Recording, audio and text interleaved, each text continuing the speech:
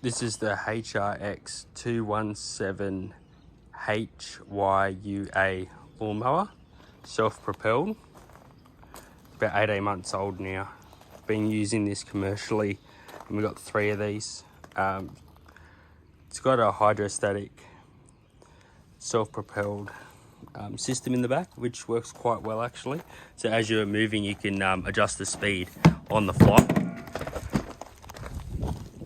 The trouble with that is it makes the chute about half the size, which on wet lawns or even longer lawns, it does clog the chute up a fair bit. Right there I've got the chute closed. That is one of the huge benefits of this mower, is you don't have a mulch plug to carry around. It's all built in. So you just slide this across. So it's on bag at the moment. So then the chute's open. There's your chute. And then you go all the way shut. And then you're mulching straight away.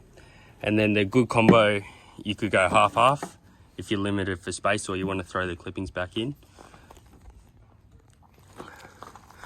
Unsure of the actual fuel capacity, but it's smaller than the other ones. You do go through fuel a little bit, but I suppose it's a bit of a compromise. I suppose with this lawnmower, it's actually the worst thing about it, and the thing I actually really don't like, is the individual heights. I've never seen that as a positive, and it's quite frustrating when you've got to go around and change all 4.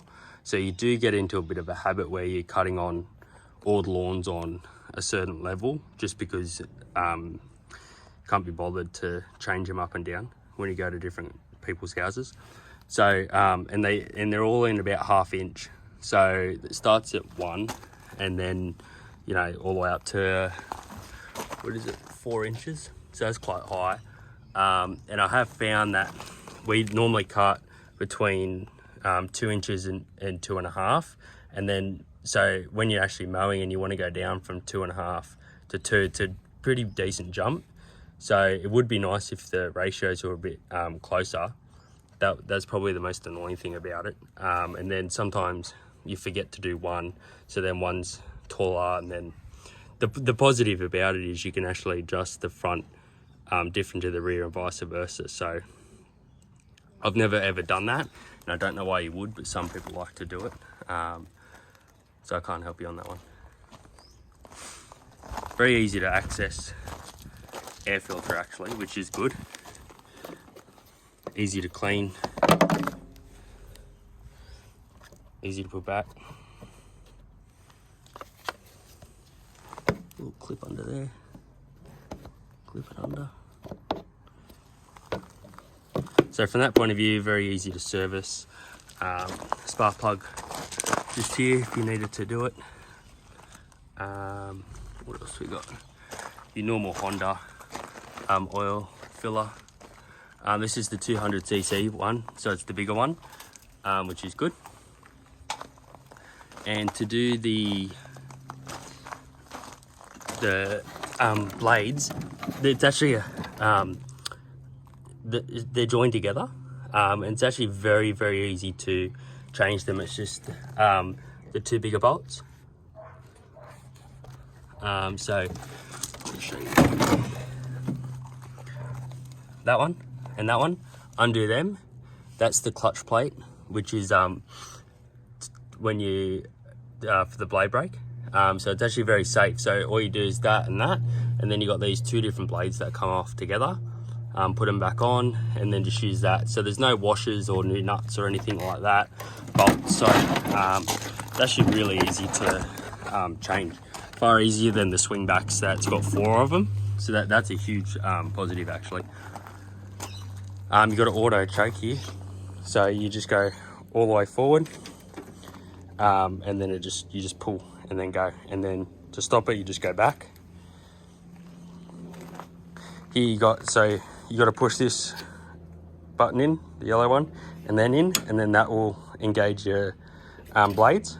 And then if you want to go forward, whether you've got the blades going or not, you just push the clutch forward. So you can push it manually, so nothing's going. You can push it self-propelled, just push it forward. Or to go, you've got to push that button down and then push the clutch in, and then it's self-propelled with the blades on, which is really good.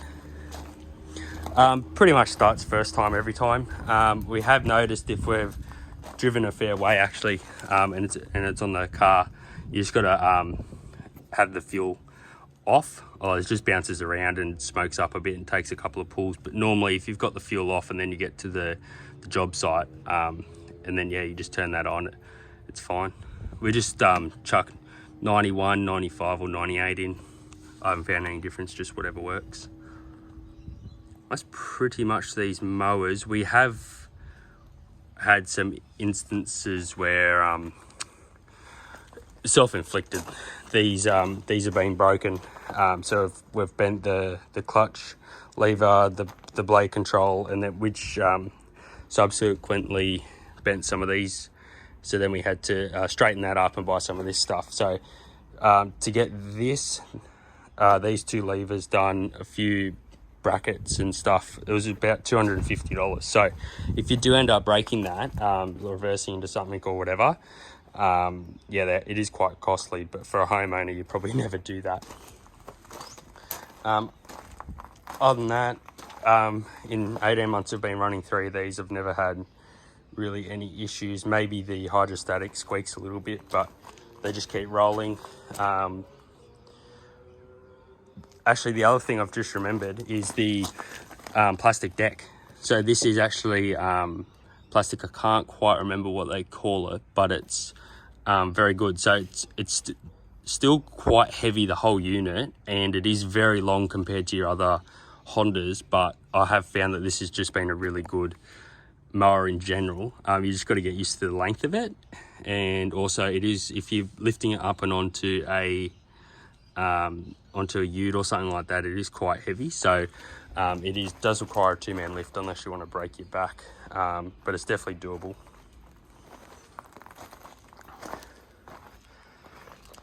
I would recommend these they're classified as a premium residential domestic mower, but we use them every day as a commercial unit, and it's been pretty much spot on. So yeah, again, I would recommend this unit.